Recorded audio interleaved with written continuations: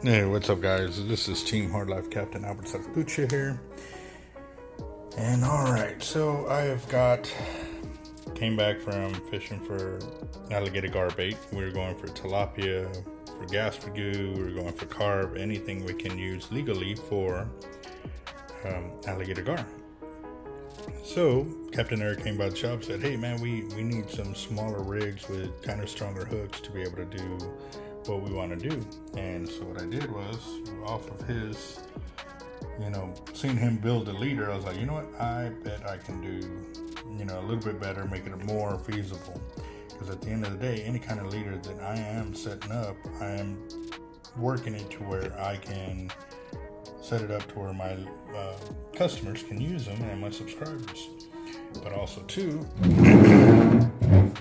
it's gonna teach me a lot about the leaders and making sure that, like right here, that knot wasn't completely tied down on the main stem, so it cinched all the way down to the hook. That's one. Two, this is the leader setup that I landed the big old flathead on it, and the weight, I'm gonna find out what the weight is before I fillet it up, and it's a massive one. Have y'all seen the video? It is huge. I'll also get a measurement on it, and that will be posted up. I should do that, but I just got back. I'm extremely tired, and I'm gonna go ahead and fillet it up in the morning. But it's on ice, and it's looking very nice for a great catch and cook. So stay tuned for that. But we did some 2/0 circles, some 1/0 J hooks on there, and these two rigs actually had 8 hooks, where this one only had 6. Yeah, this one was 6. It was supposed to have 7, but this loop was a little too small. I found out there's another way for me to actually get the hook on there, but it was after the fact when we were trying to rush out to get out there. And as you can tell, I was using a bank weight on this one, I was using pyramid on this one, and actually on this one too, I was using a bank as well. The gear I was using, were real light reels for what I'm normally used to. Yes, I had my little SX Raptor there, but I was using this little Ambassador right here.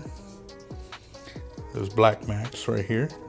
I was using that for one of the big runs toward the end of the night. I hooked up on this one, and that was something else that I learned too, that we definitely need some night light, so that way when we're out there we can definitely put some light on the line, because I thought he was a lot further than he was, and he was actually only like 10 to 15 feet out.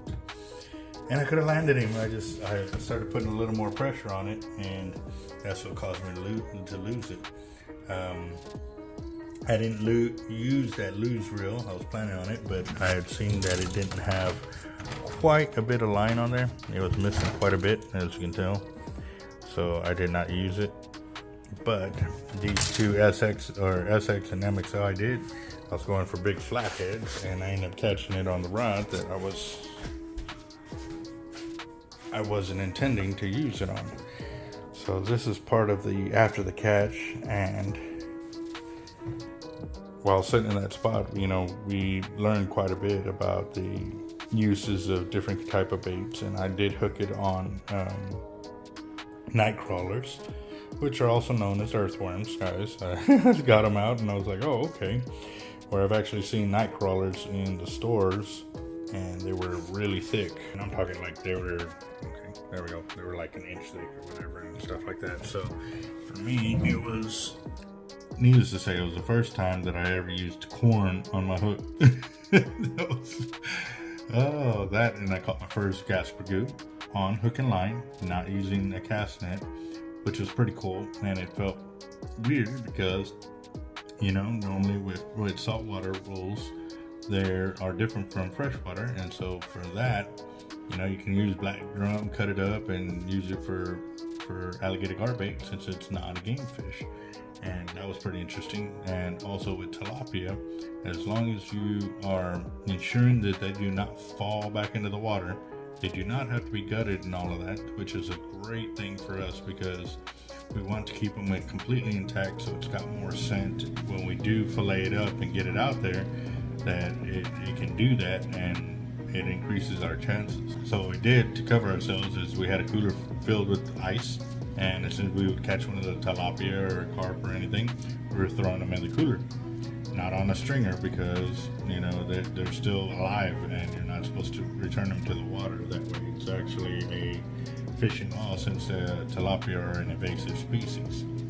So that's, I mean, freshwater fishing for me is a whole new ball game of different leaders, different ways of thinking and stuff like that. But I like it because, I mean, it's a whole new ball game for me. But do not, this is out there playing with my son, so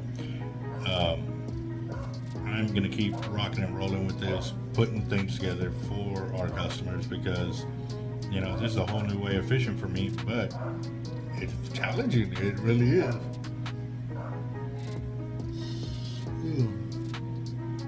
It's got its own, it's its own monster, and I gotta hands down give it to the guys that are these channel cat guys and the alligator gars, because normally where you catch bait, you're not fishing for alligator gar and channel cat. You're moving around, catch bait in one area, and then you go and you fish where you want to fish for them, and that's pretty interesting too, because normally we can catch bait where we fish at, you know, when we're saltwater fishing. But I have not really seen that in the alligator gar fishing side of the house. Like normally when you fish for alligator gar, you're not sitting there constantly trying to catch bait and stuff like that for it. So that's pretty interesting. Now guys, reminder, we are coming up on our 20,000 subscriber mark. As soon as we get that, we are giving away over $6,000 worth of fishing tackle. And there's gonna be 16 places. We are looking at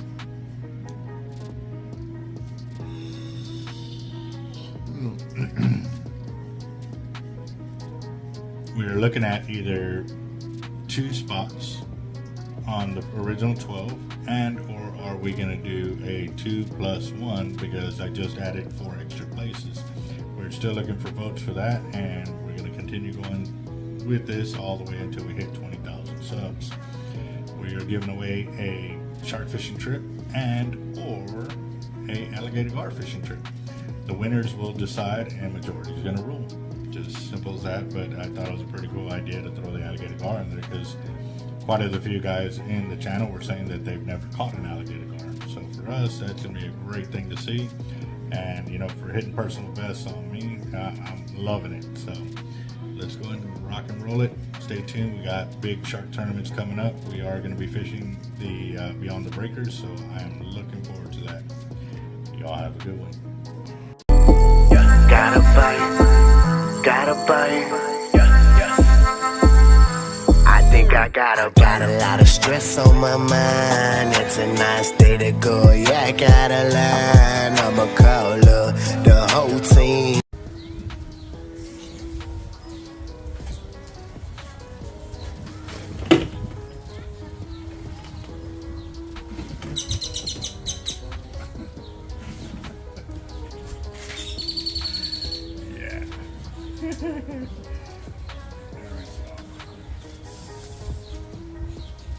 I didn't know they'd get flat like that.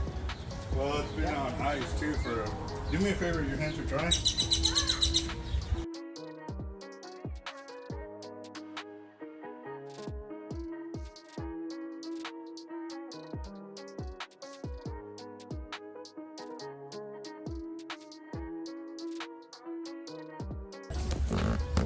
Well, I've filleted a lot of fish in my life, but I've never filleted a flathead like this.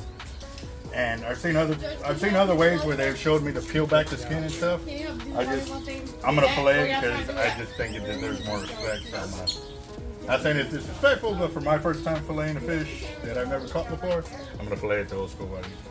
So, yeah. That's it. As far as like you peel the skin. Yeah, you can cut it a certain way and you can peel all the skin off. That way it's as close as you can to the meat. And then, yeah.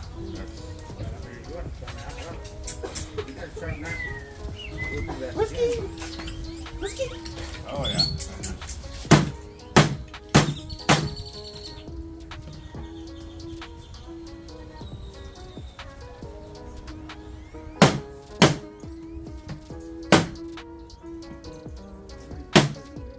Oh, that's what I was supposed to do. I brought a scale. Damn, I'm glad you asked that. I would have been mad. Yeah, fresh water. Let's see. Alright, guys, I'm going to weigh this one out.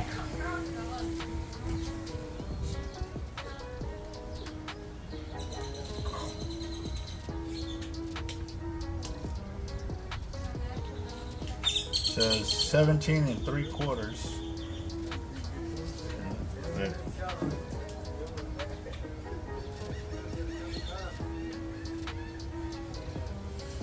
Yeah, 17 3/4 pounds, and I caught it on a bait rig. I made a bait leader for catching tilapia, and that's what I caught it on. So yeah, I was pretty impressed because that leader was only supposed to catch fish that weigh a couple ounces. So yep. Right as the night was falling, but I had hooked up another big fish during the daytime, right as the sun was going down, and the line broke on that one, and then I hooked this one, landed it, and then I hooked another one and lost it, like from me to you, because it was still, there's a little drop off, and right before he came to surface, he got off the hook. Yeah, but yeah, I never knew that. Like, they don't have like poisonous fins like the saltwater catfish do. So I always wondered when they would grab them and they just hold them like that. I was like, man, that fin ain't messing them up. Well, now I know why. You know, nobody's ever answered me that question until now. So yeah, that's pretty awesome. Like you can't do that with it. Yeah, I mean you can, but you can't. I mean, like, it's slippery, but yeah, yeah, that's awesome.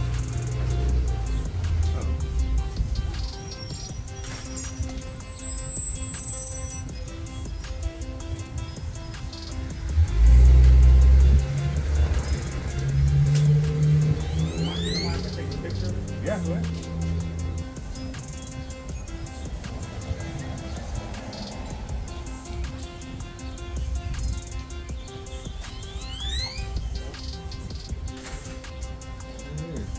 Oh man, that's easy.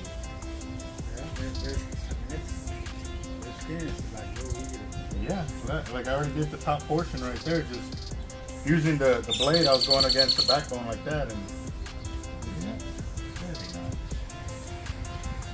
Man, they got so much meat here. I know I'm gonna come back and dissect it some more. I'm gonna get everything I can off this fish.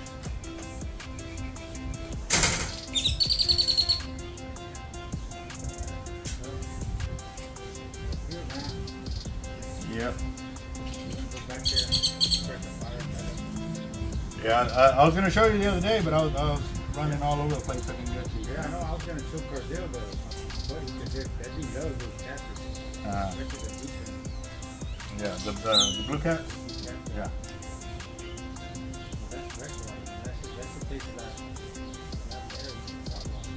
That's what they say, yeah. The only saltwater one that I would eat would be the gaff top. The top cell gaff top? Yeah.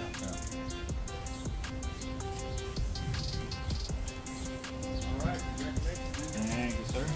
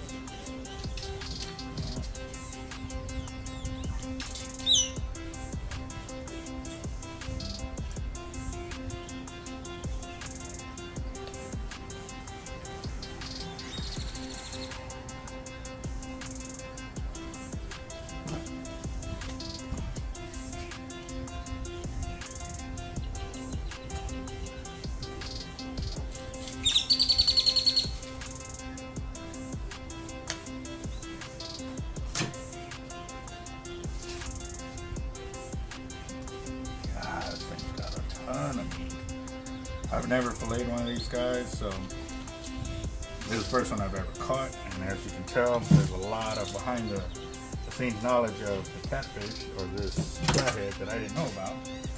But I am going to figure it out as I'm going along. I'm definitely interested on any pointers in the future, because obviously if I keep catching them around this size, I don't mind keeping them, but bigger ones I'll definitely let go, just because I still feel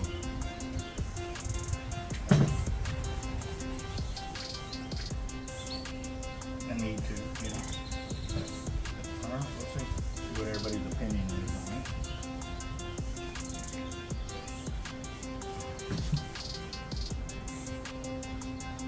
Man, I was expecting to see a ton of babies at how fat this thing was. I felt bad, but at the same time, I knew it was my first one. I wanted to keep at least one, and I had a feeling that there was going to be full of babies, but I guess not. It's awesome. It's really awesome.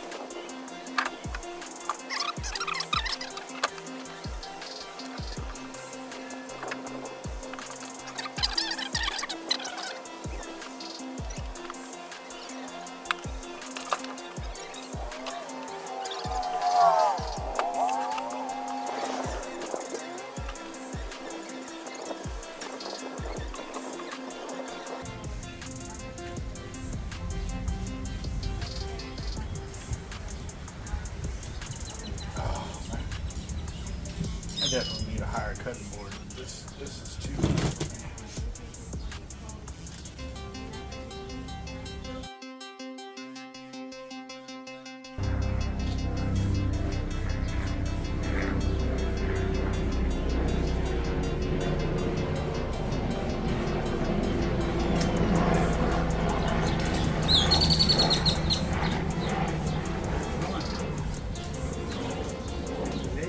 Yeah. And it wasn't pregnant. That's all belly fat. That's how fat the belly is. Look. It's all pretty much meat. I'm like blown away by this thing. Put it this way. This is all the guts it has. That's it. I thought it was pregnant. But they're just that fat. I mean, this one was. Wow.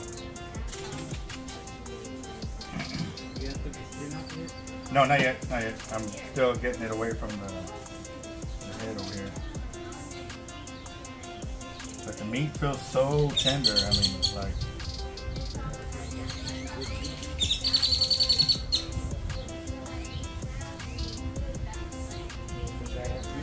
Yes, sir. We'll get you a plate, bro.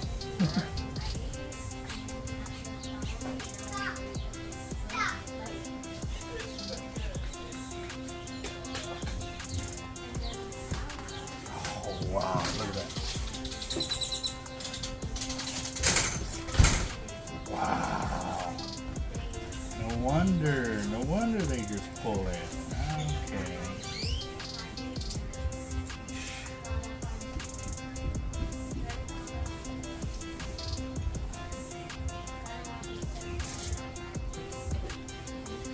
Okay, let me get it off the head. Man, I feel like I got one of his little teeth in my palm here, like when I gripped it earlier.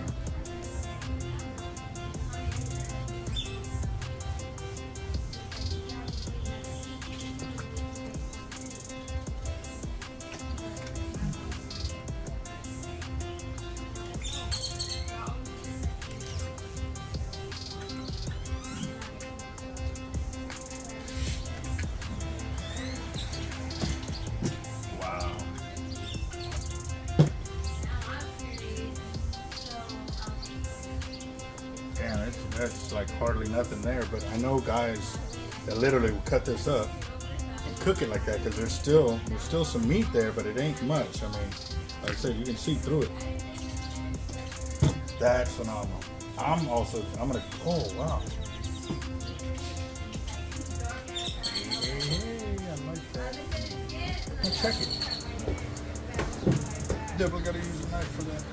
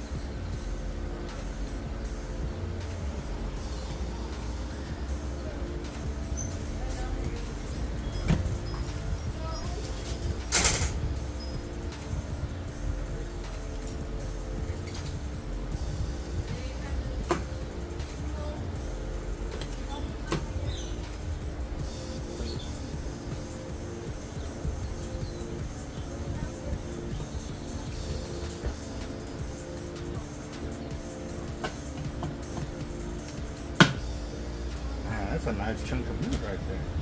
I wonder how that's going to taste. Like I said, I've never ate a channel cat, but I definitely see when I see meat, I'm going to definitely go for it.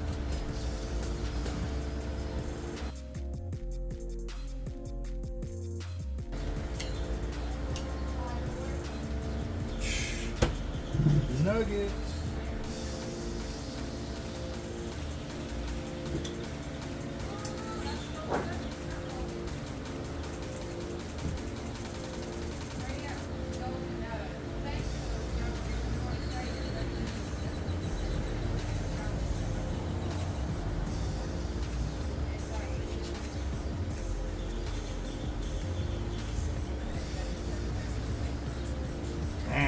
This thing had a lot of meat.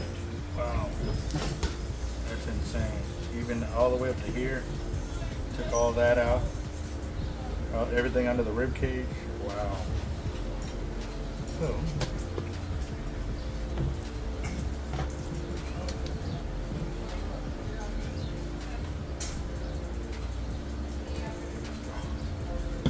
And yeah, they do have spines just like a cactus.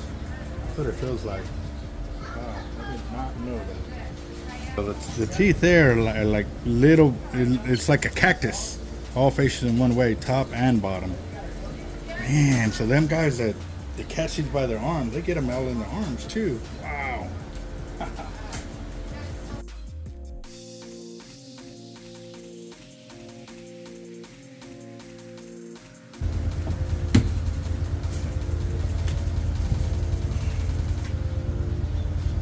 All the meat. Now, earlier I saw where the skin was peeling off. Look at that. Okay. So,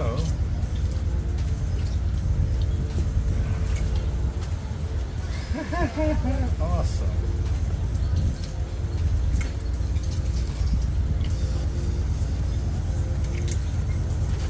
That is phenomenal.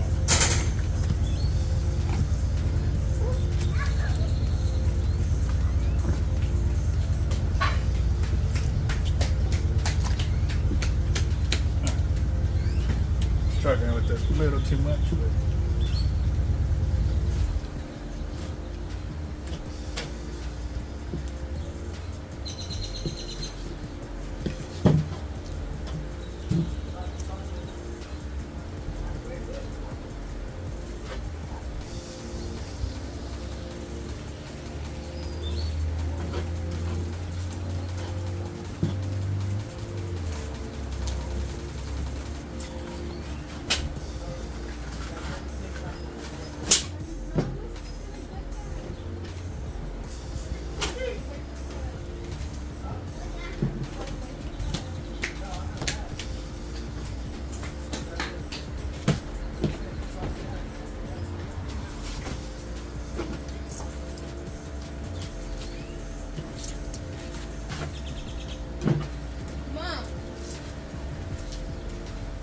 Now there's some meat.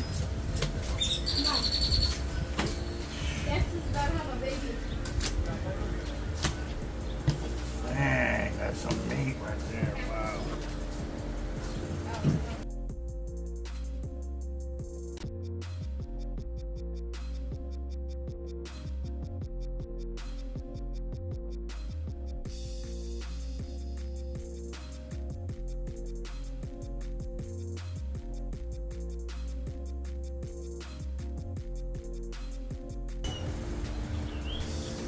I'm curious how much meat I got off.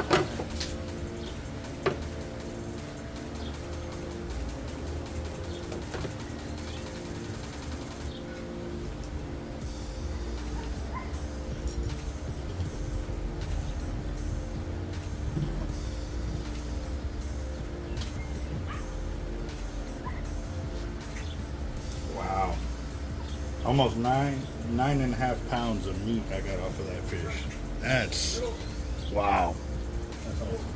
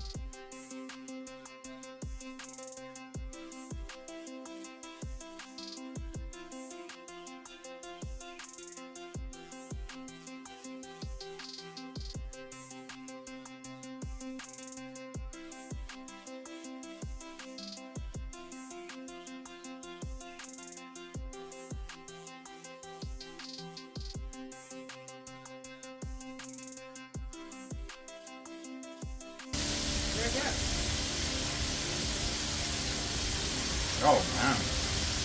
Hey, does the restaurant still start? Occasionally. What? Very occasionally. It ain't something you can go and order it all the time. Man, that's awesome. What about Zertuche, you know?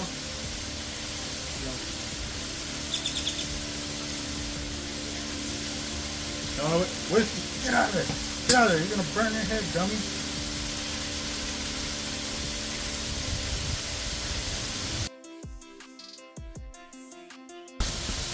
Man, oh man, listen. Nope. Look at that texture on all those. Ooh, back up a little bit. Man, talk about good. And that's only about a quarter of the fish. That's like, I'm telling you, that's a lot.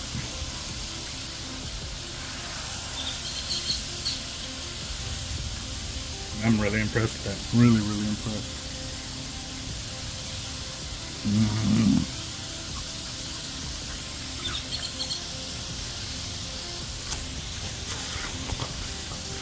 Oh no.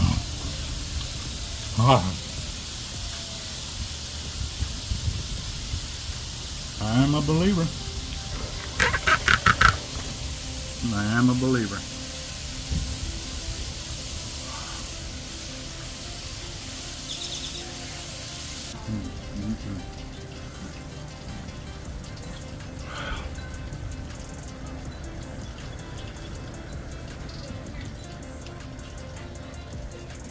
Well guys, so I'm making this part of the after the catch because I've learned so much about that one fish.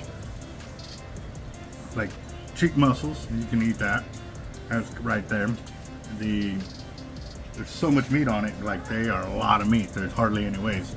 I really thought that with that size, a lot of those were pregnant catfish, and no, they're not. It was just all that belly meat. That and those pads on them are like the prickly pear cactus. I mean, they get in your hands. Every time I was handling them, a few times they got stuck and I had to pull them out like little prickly pears.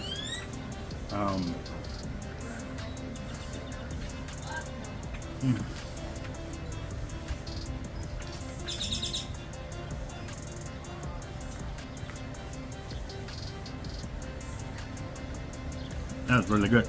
Really, really good. So man, I got a whole new respect, guys. I mean, I always respect all fishermen, but I just never tried it, you know. So used to the saltwater thing, and this freshwater is, man, oh man. Yeah, I'm done with this. And that one catfish will be able to feed me, my family, and probably 3 or 4 other families. So we'll be seeing about the rest of them. As the way it looks, I don't think we're gonna give any of this away. Sorry guys, that's really good, really good.